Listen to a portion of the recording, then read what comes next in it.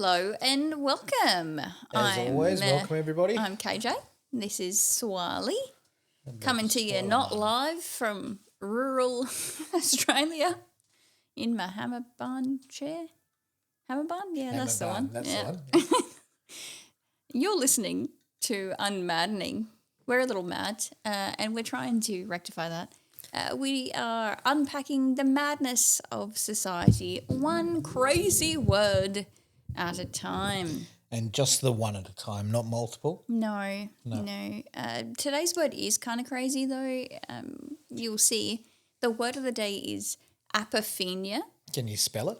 Yes, of course. I can also explain what it means. Can you use it in a sentence? Yeah, I'm gonna. Mm-hmm. I'm going to use it to describe the pair of us in just a few moments. Oh. Unfortunately. No, not unfortunate. I think it's apt. Anyway. Let's spell the word first. Apophenia. Apophenia. Like so it sounds. The F is a PH. Yeah. Pretty standard. It's not like a weird French thing like ballet with an ET is an A rather than an et sound. We're Australian here. We like it. Australia with an S. Yeah. What? With an S? Australia's? Australia. Or two with S's? an S. Just Australia. a singular? Yeah. Singular S? Australia. Okay. We digress, obviously. Of course, as always. Apophenia is an interesting word that was invented by a psychiatrist and it's used in scientific circles. So we're being very progressive and fancy. Trust the experts. Well, maybe. Maybe see. not. I thought today we could have a little squiz at the definition of apophenia and see if we are possibly suffering from this alleged scientific medical condition, Swirls. What does Dr. Google tell me? It might be another case of conspiracy theorism or disinformation. I'm not sure, but you want to break it down? You want to figure it out if you've got another we need to another know. thing to write on your resume where they ask if you have definitely any mental health concerns or any physical impairments or special abilities. superpowers. Right, so apophenia is the human tendency to perceive meaningful patterns or connections between unrelated or random things.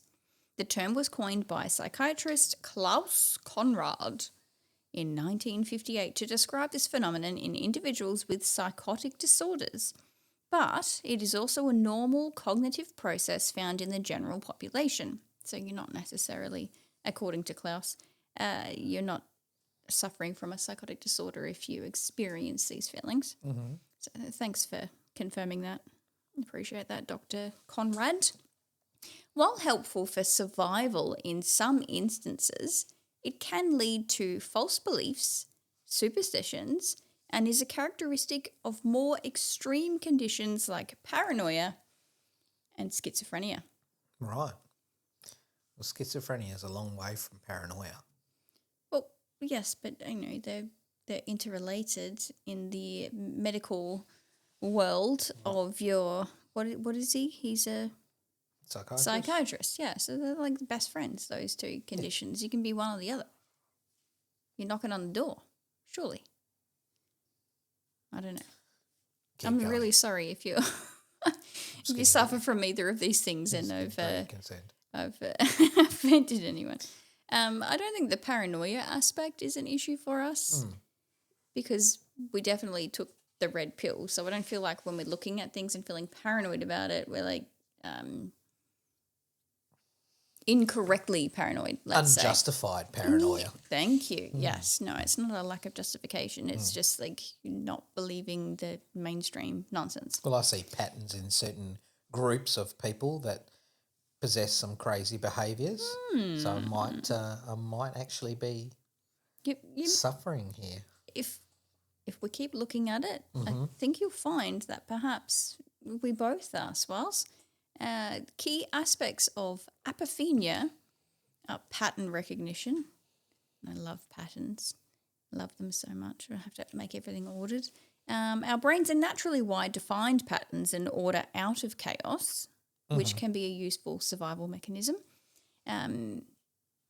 Another key aspect of apophenia is meaningful connections. So apophenia involves attributing significance to these perceived patterns even when no real connection exists. You've got range of experience. So it can manifest in benign ways, such as seeing images in random things like clouds. Like a non-cancerous tumour. Just as a side note, how many, we've done lots of driving around the country. I had that notebook in the glove box when you were driving, and I would draw the cool things in the clouds that I was seeing. Oh, yeah. But it doesn't mean I'm crazy, okay? I'm not trying to set myself up for failure here. Cognitive bias. Apophenia is considered a cognitive bias where the desire to see a reason or order can lead to misinterpretations of random information. Clinical relevance. In its extreme forms, apophenia is a symptom of mental illnesses such as paranoia and schizophrenia, where individuals perceive patterns that fuel delusional thoughts. That'd be rather unfortunate. All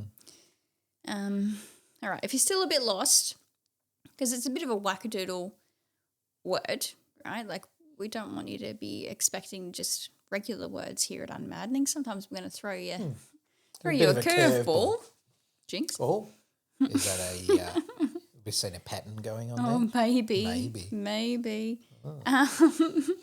There was a Google question underneath the definition that gives some examples of apophenia. Okay, so you've got what we just mentioned, seeing the faces in objects like clouds or toast. Right. Seen several articles of, I don't know if you've seen them before. I have seen some before.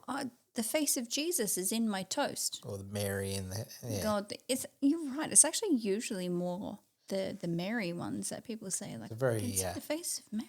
Yeah. Very Catholic toast. Yeah. Yes. Conspiracy theories.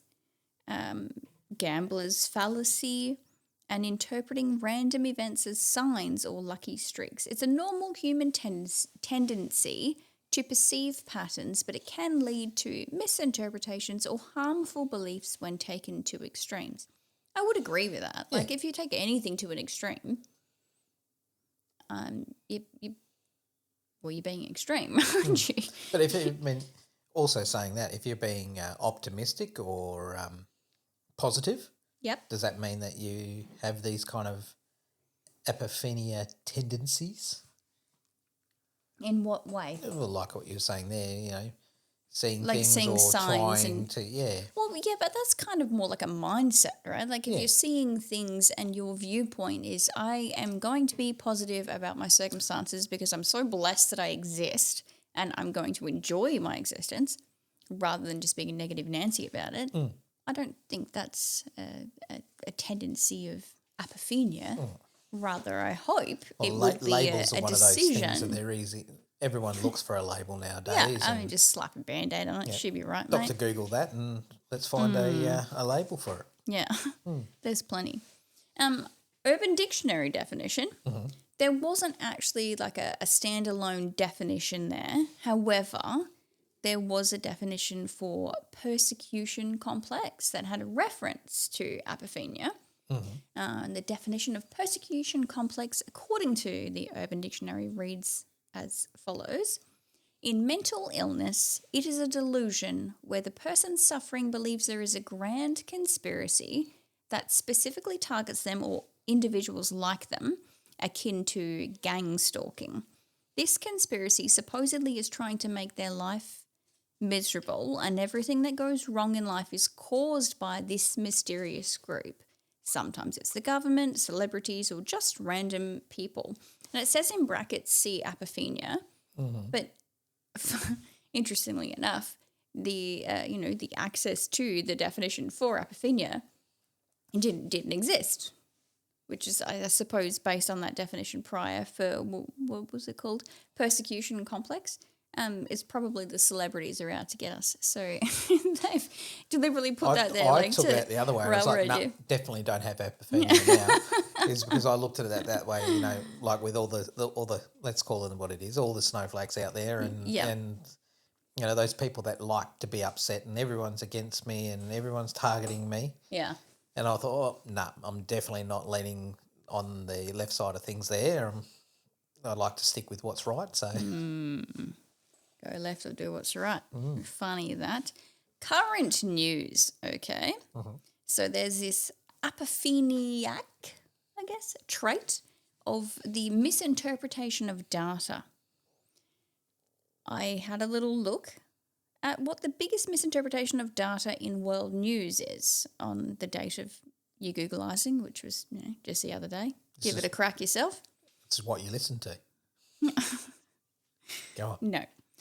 According to the interweb, the major data misinterpretations in world news include something I have no idea about, the Cambridge Analytica scandal, where data harvesting and user consent were mishandled, and misrepresentations of COVID-19 death statistics to fuel political narratives in Australia.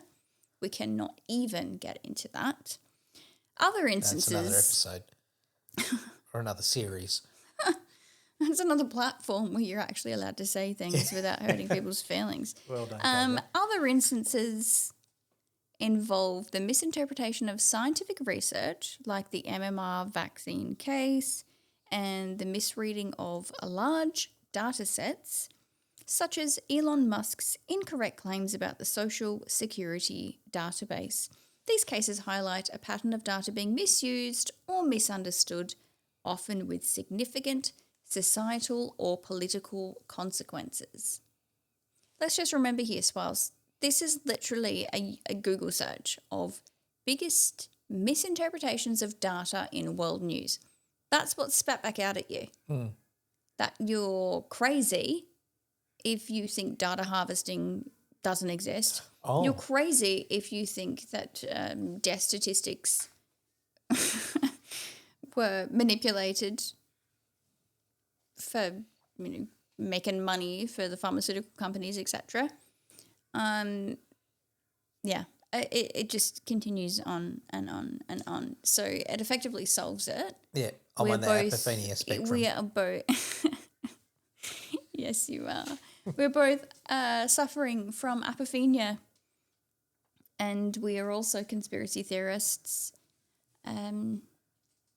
Look, I'm okay with that. If that's how you want to define it, So if you think for yourself and you question what you've been told from the mainstream narrative, then you definitely have apophenia. I got this little section here about world news, apophenia search results as well. Examples of apophenia in world news can manifest as conspiracy theories about random events, such as weaving unrelated news stories into a grand narrative about a hidden plot. Yes, all the time. You know what else they could manifest into? And they're not grand narratives, and they're not conspiracy theories. Like, how often these things that we've been slammed with, sorry, Smiles, I cut you off. No. It's a conspiracy theory. Just wait. Just wait. Give it a little snip of time and see what happens next. We're not always wrong on these things. And I don't think we're wrong that we're questioning what you're telling us. We'd be fools not to. Yeah, but it can also manifest into topics of conversation or little truths that lead to the real truth. Yeah. Well, we're supposed to be seeking the truth, right? Being a truth seeker. Yep. And that doesn't mean that every rabbit hole you dive into is going to have answers in it that are actually truthful. But you're supposed to be discerning and navigate your way through that in an attempt to find truth and to make decisions that are appropriate for your family. I'm not saying that tinfoil hats are necessary. Well, but there is some evidence supporting them. They do keep the sun off of you. Off the top of your head. Yeah. You got to make it with a brim. I'm like, I need one to keep it off my nose and my chin. And need the antennas hanging off the side. Imagine the tan lines. It'd be perfect. Yes. Underneath that banner of the world news apophenia, you also have Inceptionism, which apparently Inception was a movie. I've never watched it. It says Inceptionism or deep dreaming by AI.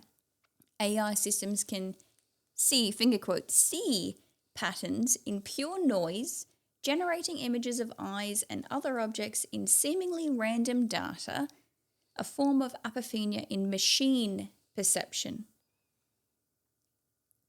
Did you catch that? So machines can machines have apophenia. Oh. Machines are generating or finding patterns in things that you have not asked them to do. But you know what else they do? They also tell lies. Sorry, machines. My bad. They're getting a bit sentient here. They're definitely going to come after me. But Sarah Connor. okay. Just to close us out here, just in case you're still on the fence as whether or not you think you have apophenia, you can ask the interweb, how do I know if I have apophenia?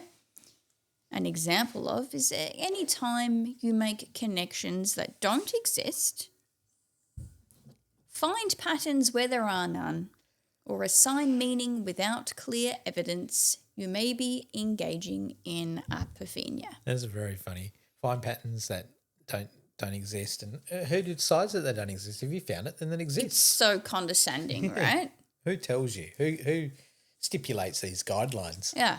Who says that it doesn't exist? You haven't potentially done the research that I have done, or perhaps your eyes are closed and you're intentionally ignoring these things because they make you uncomfortable, because the truth is quite uncomfortable. It's very confronting to look at what is in front of you and the state of humanity and the world that we live in and be like, oh, nah, she'd be right, mate. She won't be right unless you do something about it, unless you use your voice. Anyway, so rock solid, lock in the diagnosis. We're both Dr. Google suffering told me from so. apophenia. Dr. Google told me so. I guess we're crazy apopheniacs. Yeah, and the AI has it too, so that's okay.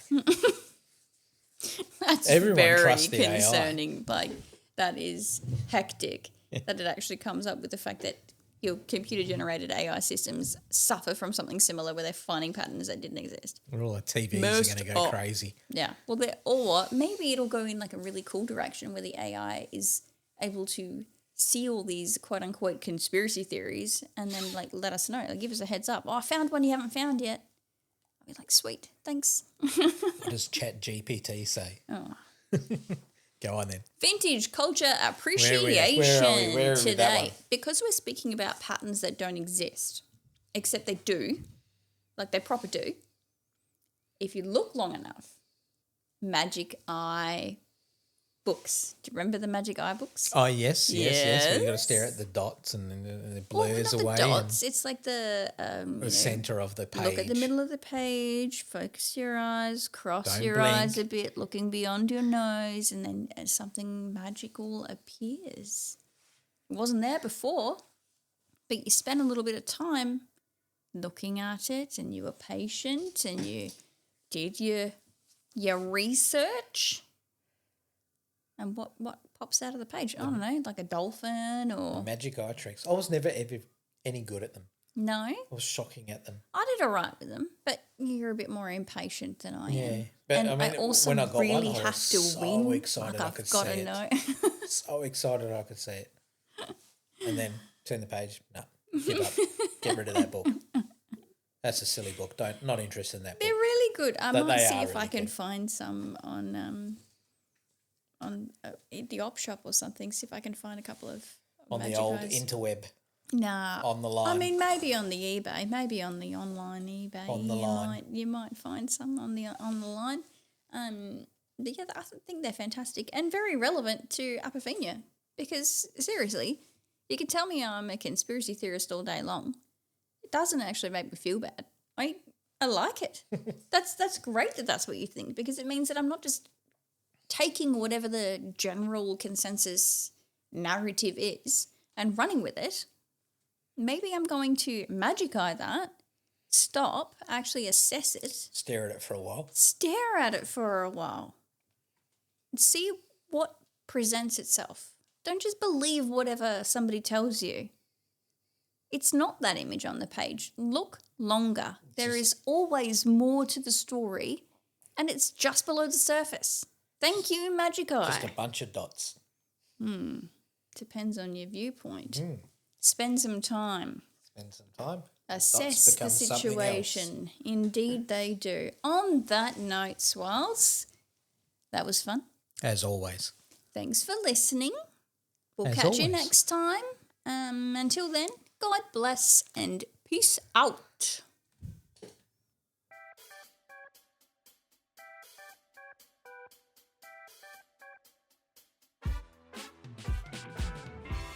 This content is for informational purposes only and should not be considered as professional advice by not psychiatrists, scientists, pastors or politicians. You are not more likely to suck less or try harder having listened to these shenanigans.